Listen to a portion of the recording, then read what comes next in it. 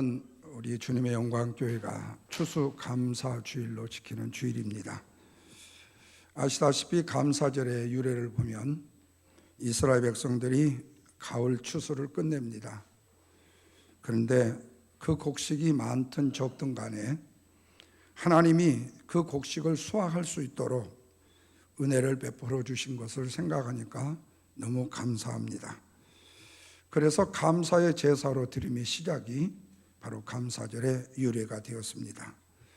그런데 이 기간이 무려 7일 동안이나 계속이 되었습니다.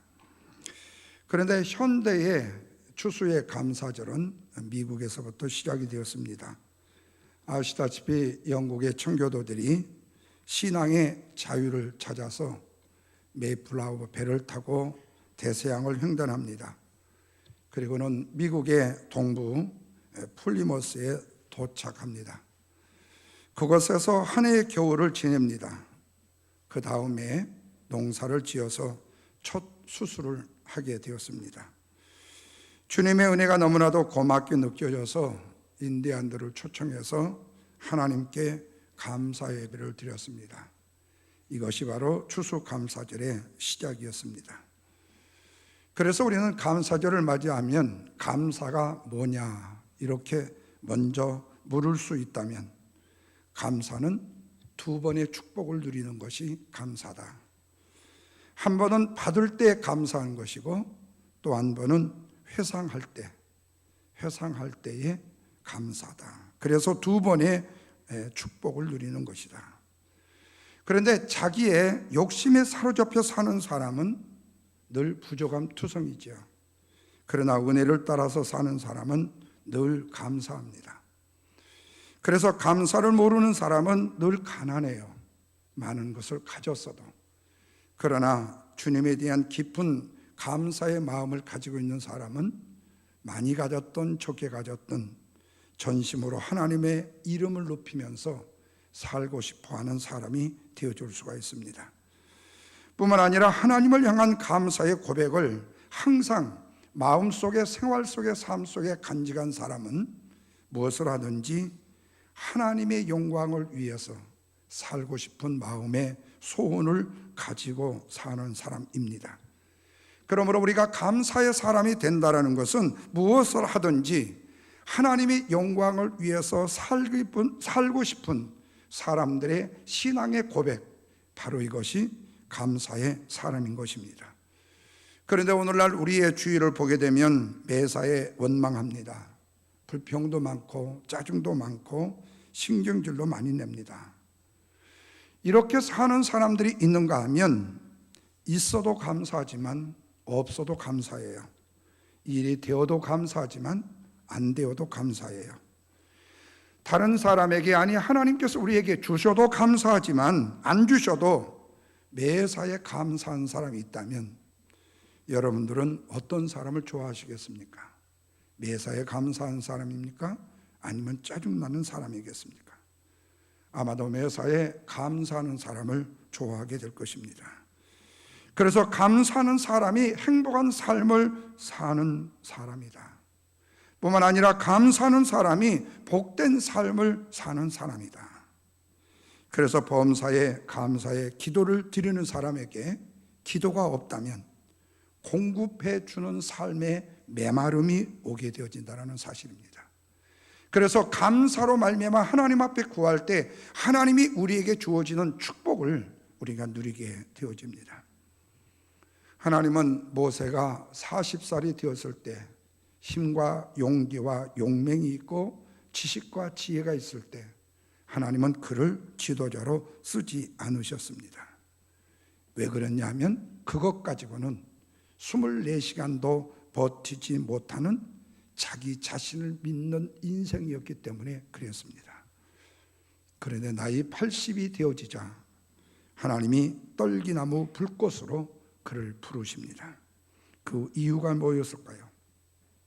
그것은 하나님의 공급이 있게 되면 불은 붙어 있지 않지만 타지 않는, 고갈되지 않는 인생을 살게 된다라는 뜻이 이었습니다. 다시 말하면 그의 인생의 삶 속에 지금 나의 나된 것이 내 힘과 지식과 능력과 힘이 아니라 하나님이 나에게 베풀어 주셨던 은혜의 능력을 감사함으로 표현한, 그래서 감사의 삶이 이토록 중요한 것이다라는 말씀입니다.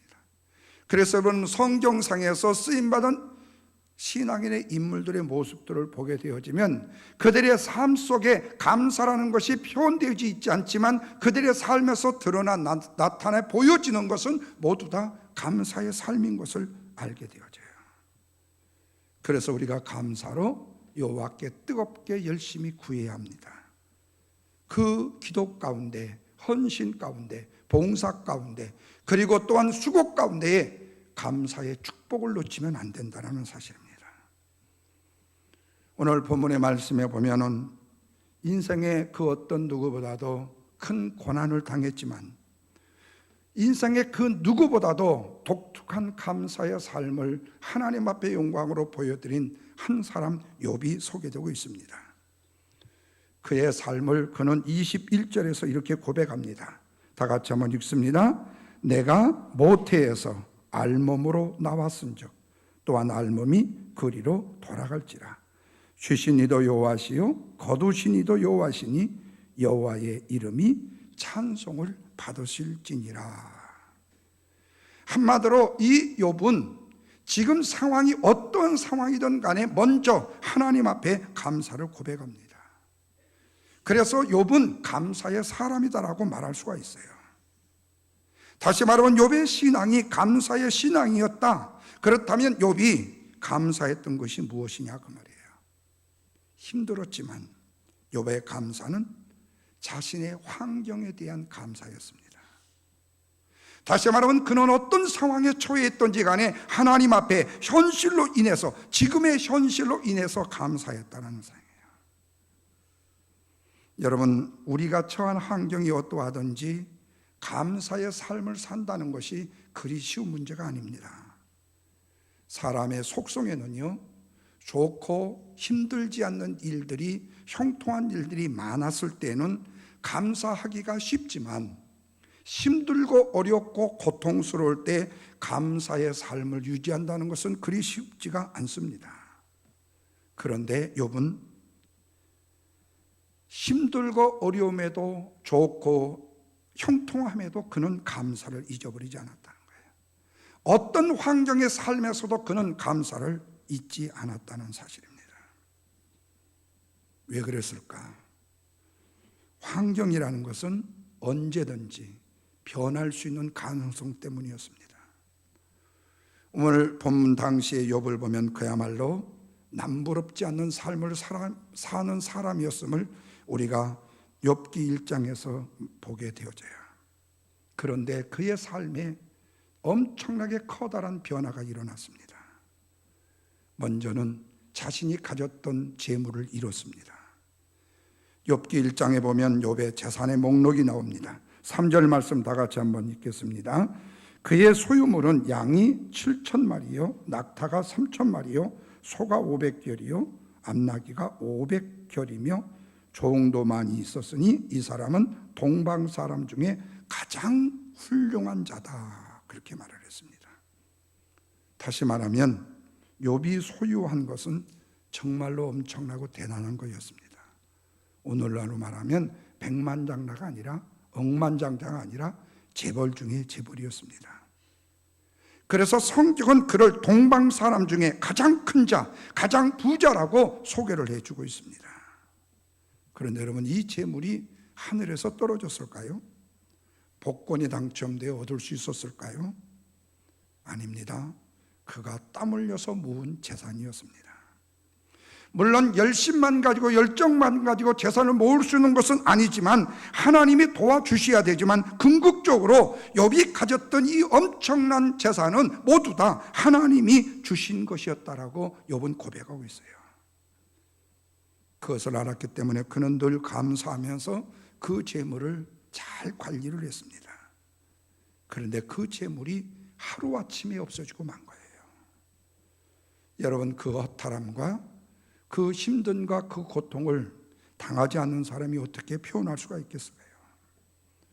오늘 우리의 주변에서 한참 잘 나가다가 사업이 엄청나게 잘 되고 정말로 형통했던 그 어려운 사람들이, 또 그런 직장들이 순간적으로 다 무너져서 어깨가 축 늘어져 힘들어 아파하는 가정들의 모습을 종종 보잖아요. 다 망해버리고 가진 것이 없어서 허탈함 가운데 자신의 인생을 비탄한 인생으로 호소하는 사람들을 주위에 보실 거예요. 욥이 지금 그런 지경에 당했지만 욥은 그 환경도 변한다라는 사실을 기억했다는 거예요. 그것만이 아닙니다. 그는 자녀를 잃었습니다. 2절 말씀에 보면 아들이 7, 딸이 3, 10남매를 얻었습니다. 욥은 물질만 축복을 받는 것이 아니라 자녀의 축복도 받았습니다. 물론 자녀가 많은 것이 다 축복은 아닐 수도 있지만 말썽만 피우지 않는 자녀라면 차라리 적은 것도 나을 수도 있고, 말썽만 피우지 않는다면 10자녀도 부럽지가 않겠죠. 그런데 그들은 달랐습니다. 4절 말씀에 보니까 아들들이 자기의 생일이면 각자 집에서 잔치를 베풀고 떨어져 있는 누이들까지라도 불러서 함께 즐거워했다라고 기록을 하고 있습니다. 그런데 그들이 졸지에 죽음을 당할 때에도 사실은 장남의 집에서 잔치를 하고 있을 때였어요. 다시 말하면 화목한 자녀들이었다는 말씀입니다. 뿐만 아니라 욥은 모든 자녀들을 믿음으로 잘 키웠습니다. 계속되는 말씀을 보면 잔치가 끝나게 되어지게 되면 혹시라도 사랑하는 자녀들이 세상을 즐기다가 하나님을 잊어버리지 않을까 해서, 죄를 범하지 않을까 해서 염려하는 마음으로 그들을 성결케 했고 그들을 위해서 번제의 제사를 드렸다고 그랬어요. 다시 말하면 세상적인 관념에, 세상적인 즐거움에, 세상적인 쾌락에 잠시 빠져 있었던데 그 빠졌던 유혹에 넘어질까 봐서, 그걸 즐거울까 봐서 다시 성결한 사람으로 돌아오게 하기 위해서 번제의 제사를 드렸다고 그랬어요. 이토록 욥은 사랑하는 자녀들에 대한 관리, 그리고 가족에 대한 화목과 사랑이 있었어요. 근데 이걸 잃어버렸어요. 그것뿐만 아닙니다. 욥의 자신이 몹쓸 병으로 고난을 당하게 되었습니다. 2장에 보면은 욥이 당했던 당시의 질병은 피부병의 일종이라고 말합니다. 발바닥에서 머리끝까지 악창이 났고 몸이 가려워서 견딜 수가 없습니다. 잠을 자겠어요? 말을 할 수가 있겠어요? 먹을 수가 있겠어요? 잠시 앉았거나 잠시 들어 누울 수도 없습니다. 그래서 너무 가려워서 처음에는 손으로 긁다가, 나중에는 꼬쟁이로 긁다가, 나중에는 하도 안 돼서 날카로운 귀하장을 가지고 자기 몸을 긁었다고 했습니다. 곳곳에서 피가 터집니다. 열이 오릅니다. 점점 힘이 드더니 후에는 몸에 더러운 벌레가 득실거립니다. 여러분, 사람의 몸에서 벌레가 난다는가 잘 이해 안 되시죠? 저는 30대 목회 중에 욕창이 나서 방 안에 들어놓고 계시는 우리 성도님 신방을 가니까요, 정말로 방 안에 구더기가 기어다녀요. 욕창 속에서 구더기가 났어요. 저는 실제로 보고 그거 잡아서 쓸어서, 자기 부인은 안 해도 목사는 그거 30대 무슨 죄요? 남의 신랑, 그것도 바람 피다가 돌아온 사람, 부인도 안 받겠다는 사람, 그 비 오는데 내가 받아서 추력이 싫어서 큰 집에 데려주다가 또 안 받아, 그래서 또 데려왔어. 참 어떻게 보면 유치한 표현이지만 별짓을 다 했죠. 벌레가 득실거렸어요. 살에 고름이 배어나왔고 점점 살의 색깔이 검은색으로 변합니다. 급기야 성경은 뭐라고 말하는 거니? 뼈까지 쑤시는 고통에 처했다고 했습니다. 여러분, 차마 눈뜨고 볼 수 없는 상황입니다. 혹시 여러분 무슨 뭔내 반찬 아세요? 옛날에 일용이 엄마, 수미네 반찬, 그 수미 그분 얼굴 보셨어요? 어떻게 그래도 텔레비전에 나옵디다요. 그게 왜 그런 줄 아십니까? 더 이뻐지려고 뭐 보톡스 맞다고 그랬는지 뭐가 맞는지 어쨌든 그랬어요. 왜 그 기근까지 가야 되는지 모르겠어요. 얼마나 이뻐지려고. 우리 청년들, 처녀들, 총각들 보톡스 맞지 마세요. 자연 그대로가 좋아요. 잘못하면 눈 뜨고 참담해서 볼 수가 없어요. 누가 봐도 참담합니다. 그래서 하나님을 원망하고 싶은 심정이 불일듯이 일어나는 거예요. 보다 못한 아내가 차라리 욥아 하나님을 저주하고 차라리 죽어라고. 친구들은 욥을 그냥 보고 계시는 하나님이 야속했습니다. 그래서 욥의 하나님이 어디 계시냐고 그때부터 변론을 시작했습니다. 그런데 여러분, 바로 이 욥이 당했던 이 고난의 현실이 오늘날 우리의 현실이 돼서는 안 되지만 그렇게 될 수도 있다는 가능성입니다. 욥뿐이 아니라 오늘 우리의 삶에도 이런 현상들이 나타낼 수도 있는 가능성은 얼마든지 있다는 말씀이에요. 그래서 우리가 기억해야 될 것은 환경은 언제든지 변할 수 있다는 거예요. 그렇기 때문에 지금 힘들고 아프다고 낙심하지 말고, 지금 잘되고 형통하다고 교만하지 말고, 지금 주어진 환경에서 날마다 감사하는 삶을 누릴 수 있는 방법을 터득해야 된다는 거예요. 사단이 아무리 시험을 해도 그는 넘어지지 않았습니다. 여러분, 환경은 하나님의 주권 아래 있습니다. 하나님의 주권 아래. 그래서 하나님이 욥의 환경이 잘못되었기 때문에 그를 시험하신 것이 아니라 욥의 고난은 처음부터 하나님이 사탄에게 자랑을 하시려고 관여하신 시험이었어요. 그러니까 욥이 아무리 고난을 당한다 할지라도 그 배후에는 누가 계셨어요? 하나님이 계셨다는 거예요. 하나님은 욥이라는 사람은 어떤 경우에도 믿음 위에 서서 하나님을 원망하지 않고 감사하는 인생의 삶을 사는 욥이라는 사실을 하나님이 인정하셔서 사단에게 동일한 시험을 허용하셨다는 거예요. 그래서 욥의 환경에 변화가 온 것입니다. 우리에게도 동일하게 적용이 되어줄 수가 있어요. 어디 너 믿음 좋다고 하는데 한번 믿음을 시험해 볼까? 그래서 한번 맡기시면 어떨까요? 너 지금 잘났다고 그렇게 어시되고 있는데 한번 너 진짜로 잘났는가 끝까지 한번 가볼까? 이래서는 안 되겠지만 말이에요. 이건 특별한 시험이에요. 특별한 시험. 나의 모든 삶도 하나님의 주권 속에 있다는 사실을 인정하지는 안 된다는 겁니다. 이런 면에서 오늘 우리도 하나님의 사랑 안에 있음을 믿으시면 아멘 하시길 바랍니다. 모든 것은 하나님이 주관하시는 일이다. 낮추기도 하시고 때로는 높이기도 하시고 살리기도 하시고 때로는 죽이시기도 하시고 세우기도 하시고 또한 허물기도 하시는 하나님의 섭리 속에 우리는 살아가고 있다는 말씀입니다. 그래서 우리가 하나님의 주권을 인정하게 될 때에 우리는 하나님의 소중한 음성을 들을 수가 있는 거예요. 하나님은 사단에게 이렇게 말씀합니다. 네가 나의 종 욥을 유의하여 보았느냐? 그와 같이 정직하고 순전하고 하나님을 경외하며 악에서 떠난 자가 세상에 있는 줄 아느냐? 없다. 그렇게 말씀해요. 사랑하는 여러분, 오늘 내가 누구지요? 여러분이 누구지요?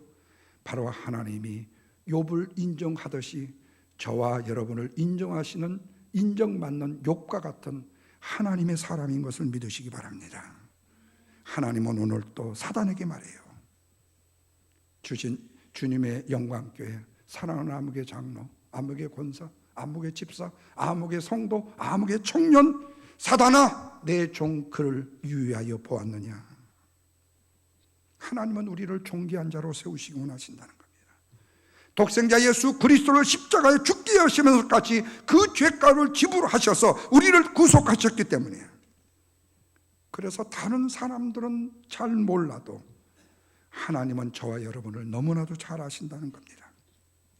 뿐만 아니라 사람은 나의 고통의 때에 무관심한다 할지라도 하나님은 한 번도 나를 사랑하시는 자의 시선에서 벗어나신 적이 없다는 사실입니다. 우리가 울면 성령도 우셨고 우리가 탄식하면 성령도 탄식하셨어요. 우리가 힘들어하고 아파하면 성령도 아파하고 힘들어하셨어요. 그래서 여러분, 고난이란 아픔은 참기 힘든, 견디기 힘든 아픔일지라도 누군가 나를 알고 이해하고 있다라는 사실이 나에게 얼마나 힘이 되는지 몰라요. 그래서 그래요. 목사님 고통과 아픔 알아요. 힘도 알아요. 그럴 때 목사에게 저도 힘이 돼요. 목사가 아니 성도가 장로님, 권사님, 집사님 힘들어 하시는 거 알아요. 그럴 때 내가 얼마나 힘이 되는지 모른다는 거예요. 바로 이 격려가 우리에게 필요하다는 거예요.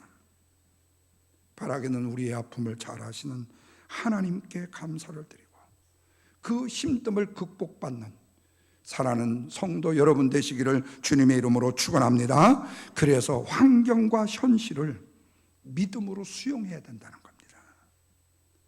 환경은 뭐 할 수 있기 때문에요? 달라질 수도 있고, 환경은 하나님의 주권 속에 있고, 그러기에 우리는 우선적으로 나의 당면한 현실을 받아들이는 것으로 시작하자고 말이에요. 그것이 아픔일지라도, 그것이 형통일지라도, 어떤 삶이라도 내가 받아들임으로 시작하자는 거예요. 뿐만 아니라 현재 내 삶 속에 일어나는 모든 현실을 그대로 없애하자는 거예요. 그걸 구별하고 그걸 당기고 그걸 제하고 내가 필요한 것만 받아들이지 말고, 그 삶이 거칠고 힘들어도 껍데기가 있어도 그걸 받아들이자는 거예요. 결국 문제 해결은 뭐지요? 지금의 현실을 내가 어떻게 얼마만큼 아름답고 감사하게 받아들이냐로부터 그 일이 풀어지기 때문에 그렇습니다. 악한 사단마귀는 내 곁에서 나를 항상 불행한 삶으로 몰아치려고 힘쓰고 애를 씁니다. 그러나 우리 하나님은 내가 고통당하는 것을 원치 아니하시고, 내가 힘들어하는 것을 원치 아니하시고, 내가 행복해지는 삶을 원하신다는 말씀입니다. 그러므로 하나님은 우리의 삶이, 우리의 환경이 어려울 때든지 힘이 들 때든지 잘 감당할 수 있도록, 극복할 수 있도록 힘을 주시는 하나님이심을 믿으셔야 돼요. 바로 우리의 앞서진 신앙의 선전들이 신앙의 고난과 환경의 변화를 통해서 얻은 진리가 바로 이것이기 때문에 그렇습니다. 여러분, 다윗을 보십시오. 어느 날 사무엘이 잘난 형들이 있는데도 불구하고 양치기 목동에 있는 저 못난 말째 자기를 데려다가 갑자기 기름을 부어서 이스라엘 왕이 되겠다고 해요. 왕이 되보려고 생각한 적도 없고 왕이 되려고 노력하고 애쓴 적도 없는데 갑자기 하나님이 사무엘을 통해서 기름을 부어줘요. 그런데 그때부터 행복 끝 고생 시작이 돼요. 다윗의 인생에 행복이 끝이고 고난이 시작되어져요. 자기의 장인이라고 말하는 사울이 그렇게 죽이려고 애를 쓰는 거예요. 언제 하나님 내가 왕이 된다고 했습니까? 왕을 내가 언제 구한 적이 있습니까? 그런데 왜 나를 왕이 된다고 기름 부어놓고 나에게 이런 고난의 역경을 마치게 하십니까? 라고 얼마든지 말할 수가 있다고 말이에요. 그럼에도 다윗은요 끝까지 역했대요. 심지어는 미치광이 노릇까지 하면서요 자신의 생명이 하나님이 주신 생명의 보존을 위해서 힘써요. 인생의 고난과 환경의 변화를 통해서 그는 위대한 진리를 얻고 결국에는 이스라엘의 왕이 되어 이스라엘을 전무후하게 통일의 왕국을 이루는 위대한 다윗의 별로 서게 되어지더라는 거예요. 그것이 고난과 환경을 그가 이기지 않고 극복하지 않고 감사함으로 삶을 살지 않았다면 어떻게 누릴 수가 있었겠어요? 이것을 알았던 바울이 고린도전서 10장 13절에서 이렇게 말합니다.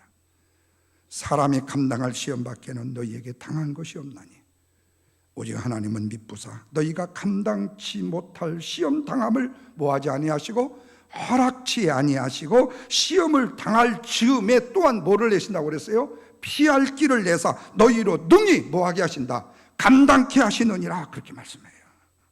우리가 감당할 시험만 하나님은 우리에게 주신다고 말씀합니다. 때로는 피할 길을 주시고 능히 감당케 하신다는 겁니다. 왜냐하면 하나님이 우리를 주관하시고 섭리하시기 때문에. 그래서 우리는 약함을 아셔요. 우리의 강함도 아셔요. 우리의 힘듦도 아셔요. 우리의 잘남도 아셔요. 우리의 모자람도 아셔요. 그래서 모자라는 사람에는 모자란 대로 하나님의 은혜를 주시고 강한 사람에는 강한 대로 은혜를 주시고 그마다에 필요한 은혜를 주시는 거예요. 그런데도 그것마저도 감당을 못해서 시험이 들었다, 넘어졌다. 이렇게 우리 인간은 우리 자신을 모르고 산다는 거예요. 하나님의 강한 손이 저와 여러분을 강하게 붙들고 계심을 믿으시면 아멘 하시길 바랍니다. 이런 관점에서 욥의 이야기는요, 고난으로 시작했지만 욥기서 끝을 보면 완전한 회복으로 변하게 되어져요. 왜 그랬을까요? 욥이 환경을 원망하지 않고 현실을 감사로 받아들이자 그에게 위대한 생명이 있음을 발견하게 되었기 때문에 그렇습니다. 그래서 하나님은 사단에게 모든 것을 다 허용하되 욥의 생명만큼은 건드리지 말라고 말씀하신 거예요. 이것이 바로 욥의 희망이었습니다. 이것이 바로 우리의 소망인 것입니다. 사랑하는 여러분, 다 잃었다고 생각하지 마십시오. 다 잃은 것이 아닙니다. 우리의 생명이 있습니다. 다 잃은 것까지도 생명은 아직 잃지를 아니했습니다. 그렇다면 환경이나 생명보다도 중요한 것이 뭐지요? 바로 우리의 생명인 것입니다. 그래서 영적인 생명은 더욱 중요한 거예요. 주님은 부자에게 말씀해요. 온 천하를 얻고도 생명을 잃으면 내게 무슨 유익이 있으리요 말씀합니다. 그러면 왜 우리가 현재 상황이 어떠한다 할지라도 감사해야 하는가? 이유가 있습니다. 그것은 감사가 없으면 스스로 내가 축복의 문을 닫기 때문에 그렇습니다. 감사가 없으면 스스로 내가 공급의 문을 닫기 때문에 그렇습니다. 그래서 여러분, 뼈대 있는 가문의 자녀들에게는요, 감사를 가르칩니다. 성공하는 사람과 실패하는 사람의 결정적 차이가 뭔 줄 아세요? 감사의 차이입니다. 하나님은 배은망덕한 사람을 보시면서 슬퍼하셨습니다. 그래서 우리는 무조건적으로 항상 감사하는 사람이 되어야 하는 것입니다. 그래야 우리는 하나님이 마음껏 축복할 수 있는 사람이 되어줄 수 있기 때문에 그래요. 그래서 감사를 많이 하면 뭐가 커지죠? 믿음이 커집니다. 환경과 조건과 관계없이 흔들리지 않습니다. 그래서 바울의 고백처럼 비천과 풍부와 배고픔과 궁핍에도 일체의 비결을 배워 내게 능력 주시는 자 안에서 내가 모든 것을 할 수 있다라고 고백하는 성도가 되어줄 수 있게 되는 것입니다. 그래서 여러분, 이 땡스라는 감사의 이 말이 시작이 어디죠? 띵크 아닙니까? 생각에서 나왔지 않습니까? 이 말을 풀이하면 그래요. 깊이 생각해 보니까 모두가 은혜요 감사뿐이더라는 거예요. 그래서 감사의 원래의 뜻은 은혜를 깊이 생각하고 내 마음에 염두에 두는 것, 은혜를 깊이 생각하고 염두에 두는 것. 그래서 감사는 마음으로, 입술로, 그리고 행동으로 나타나야 하는 것입니다. 아까 장로님 기도 중에 있었듯이 2018년도 정말로 힘든 한 해였습니다. 정말로 정세가 바뀌고 힘들어하고 아주 요지부동하는 이런 힘든 한 해였습니다. 특별히 캘리포니아에 사시는 분들은 이 산불 때문에 수백 명이 죽었는데 아직도 시신도 못 찾는 사람이 수도 없이 많습니다. 개인적으로 각자마다 어렵고 힘든 한 해였을 수 있습니다. 그러나 여러분, 그럼에도 불구하고 지금 저와 여러분의 생명이 존재되고 있다는 사실은 우리가 감사한 일이 아닙니까? 생명만 살아있으면 잃은 것도 다시 얻을 수가 있고 버린 것도 다시 취할 수가 있고 버린 것 그리고 또한 더 많은 것도 취할 수 있기 때문에 그렇다면 욥처럼 어떤 고난 속에서라도 하나님을 인하여 기뻐하고 감사하며 살아야 되지 않을까요? 부부는 배우자에게 서로 감사하고 자식은 부모님께 감사하고 부모는 자녀로 인해서 감사하는 삶. 그래서 감사의 성품화, 감사의 습관화, 감사의 생활화, 더 나아가서 감사의 체질화를 이루어가야 되지 않겠는가. 그래야만 감사에 넘친 삶을 통해서 적극적이고 창조적인 삶을 사는 것은 물론이고 하늘에 빛나는 별과 같은 주님의 영광교회 살아가는 성도들이 될 것을 저는 믿고 확신합니다. 그 믿음 안에 거하기를 주님의 이름으로 축원합니다. 기도하겠습니다.